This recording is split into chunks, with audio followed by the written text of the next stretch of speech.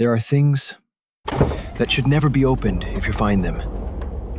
And there are words, once spoken, your life will never be the same. Imagine being a 12-year-old child digging under a dead lemon tree and finding a book that shouldn't exist. A black leather book that seems to smell you and opens on its own. And each page inside contains a demand. And each demand takes you one step closer to death. In this story, everything began with one simple sentence. I accept the terms and agree to the blood price. From that moment on, every day was a test. Break a mirror, tear your mother's photo, draw a circle in your room using your own blood. And if you refuse, the price is more horrifying than you could ever imagine. Malik disappeared, and the house remained still. But until this day, the neighbors say they hear the sound of a child crying behind the locked room door and the sound of pages turning on their own. Get ready, because you're about to enter the world of the Pact.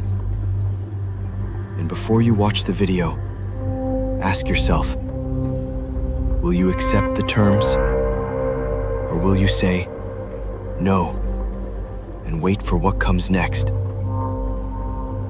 It all started on a strangely quiet day. The air was still in a way that felt wrong. A faint wind slipped through the broken windows, almost like it was calling someone. At that moment, Malik, a 12-year-old boy, was playing in the overgrown garden of his grandfather's abandoned house, a place left untouched for years. While digging under a long dead lemon tree, his hand hit something wooden. He pulled out a small iron box, sealed with a chain and covered in thick dust. He forced it open, and inside he found a black leather book, old, ancient, its scent like a preserved corpse. It was covered in strange symbols, and on the front cover, a single eye was carved, an eye that seemed to be looking directly at him.